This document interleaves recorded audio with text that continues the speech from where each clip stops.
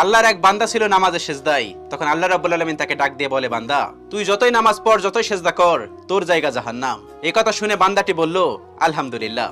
আল্লাহ তখন বলে, এই বান্দা, জাহান্নামের কথা শুনে কেউ আলহামদুলিল্লাহ কয়? বান্দা তখন বলে, আল্লাহ, জাহান্নামের মালিকও তুমি, জান্নাতের মালিকও তুমি। তুমি আল্লাহ খুশি হয়ে যদি আমাকে জাহান্নামও দাও, তাও আমার আপত্তি করার কোনো অধিকার নেই। আল্লাহ তখন বলেন, বান্দা, জাহান্নামে গেলে তুই পুড়ে যাবি, তোর খুব কষ্ট হবে। বান্দা তখন বলতেছে, আল্লাহ, কষ্ট শুধু আমার হবে না, তোমারও হবে। আল্লাহ তখন বলতেছে, বান্দা, তুই পুড়বি জাহান্নামের আগুনে, আমার কষ্ট হবে কেন? বান্দা তখন বলে, আল্লাহ, কোনো মায়ের কোল থেকে যদি কোনো বাচ্চা পানিতে পড়ে যায়, তাহলে কোনো মাই দূরে দাঁড়িয়ে থাকতে পারে না, দৌড়ে গিয়ে বাচ্চাকে কোলে নেয়। আমার বিশ্বাস ওই মায়ের চেয়ে কোটি কোটি গুণ দয়া তোমার বেশি। আমাকে জাহান্নাম দিলে তুমিও আল্লাহ শান্তি পাবে না।